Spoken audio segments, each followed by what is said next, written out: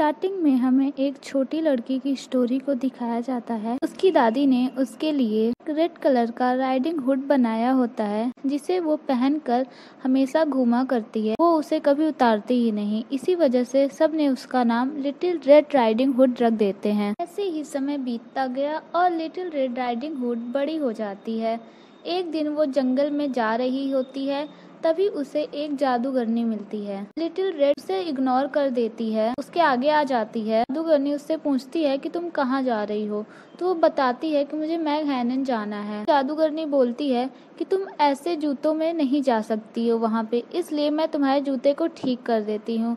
और little red उसे मना करती रहती है, तभी वो जादूगरनी जादू कर देती है और उसके जादू से लिटिल रेड का शूज काफ़ी ज़्यादा खराब हो जाता है। उसमें बहुत सारे कीचड़ लग जाते हैं।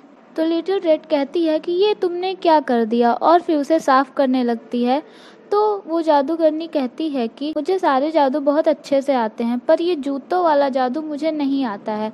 तो लिटिल रेड बोलती है कि अगर तुम्हें नहीं आता तो तुम करती ही क्यों हो, मत किया करो ना ऐसे जादू। लिटिल रेड ये बोलती ही रहती है, तभी उसका शूज उस नदी में बह जाता है। देखती है कि एक लड़की ने उसी को शूज को पहना हुआ होता है। तो लिटिल रेड उसके पास जाती है और उससे कहती है कि ये मेरे शूज हैं। तो इतना बोलने पर वो लड़की उसके शूज उसको वापस कर देती है और कहती है कि मुझे पता नहीं था कि तुम्हारे शूज हैं, मुझे लगा कि किसी ने इसे फेंक दिए हैं।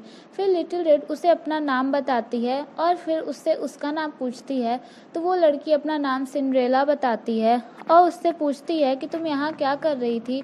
तो वो बताती है कि मैं अपने कबूतर को यहाँ पे दफनाने आई थी। लिटिल रेड जब उसे देखती है तो उसे अचानक से उसके पास्ट लाइफ के बारे में उसे सब दिख जाता है, जिससे लिटिल रेड को उसकी पूरी पास्ट लाइफ के बारे में सब पता चल जाता है कि कैसी उसकी 2 सौतेली बहनें हैं और उसकी एक सौतेली माँ है, जो उसे बहुत ज़्यादा परेशान करती हैं और पूरे घर का काम उसी से कराती हैं। उन्होंने ही उसका नाम सिंड्रेला रखा होता है, क्योंकि सिंड का मतलब राख और रेला का मतलब राख से ढकी हुई होता है। जब ये सब लिटिल राइड हुड उसे बताती है तो वो रोने लगती है और कहती है कि हाँ, मेरे साथ हमेशा ऐसा ही होता है। और फिर हमें सिंड्रेला की लाइफ दिखाई जाती है। वो सभी उससे इतना काम कराते हैं और उसके बावजूद भी वो उससे बोलते हैं कि ये तो एकदम कामचोर है और इसे कुछ भी काम नहीं करना होता है। और तभी वो तीनों बैठ के शाही परिवार में जाने के लिए डिस्कस कर रही होती हैं कि आज राजकुमार अपनी राजकुमारी चुनने वाले हैं।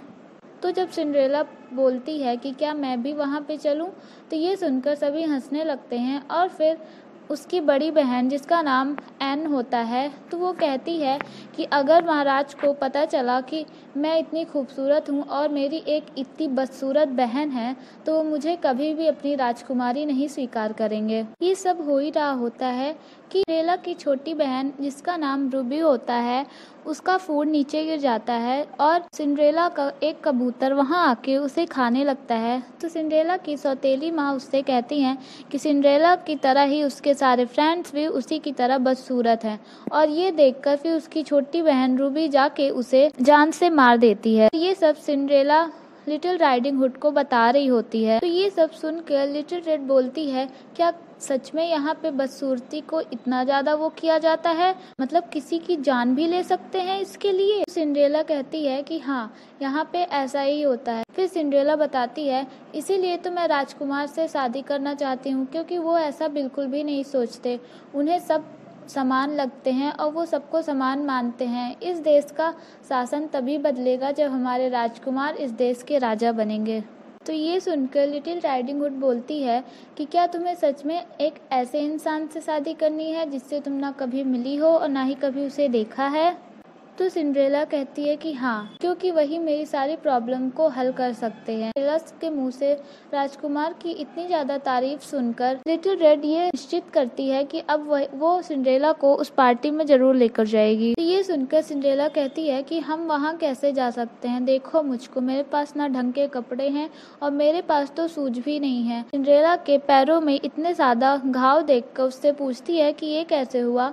तो तो सिंड्रेला बताती है कि वो अपनी छोटी बहन के लिए रसबेरी लेने के लिए जंगल में गई थी, इसी वजह से उसे इतनी सारी चोटें लग गई हैं। फिर वहाँ पे वही जादूगरनी आ जाती हैं और इनका नाम बाबरा होता है। मेरे होते हुए तुम दोनों अपने ड्रेस को लेकर परेशान मत हो, क्योंकि मुझे ये जादू बहुत ही अच्छे से आता है। लिटिल रेड थोड़ा उसे मना करने वाली होती है, तब तक उसने जादू कर दिया होता है और वो इतना अच्छा सा गाउन सिंड्रेला को पहना देती है कि सिंड्रेला बहुत ज़्यादा प्रिटी लग रही होती है। फिर इतना देखकर लिटिल रेड बोलती है कि बाबरा तुम मुझे भी ऐसे ही प्रिटी सी ड्रेस पहना दो ना। बाबरा उसे भी अपने मैजिक से एक प्यारी सी ड्रेस बना देती है। अभी लिटिल रेड देखती है कि उसके शूज तो चेंज नहीं हुए और फिर सिंड्रेला भी अपने पैर को दिखाती है तो उसके पास तो शूज ही नहीं होते हैं। जादूगरनी कहती है मुझे तो शूज वाले मैजिक नहीं आते हैं ना, तुम तो जानती ही हो लिटिल रेड। तभी हमें एक आवाज आती है कि बाबरा आंटी आपको अभी भी ये मैजिक नहीं आता ना।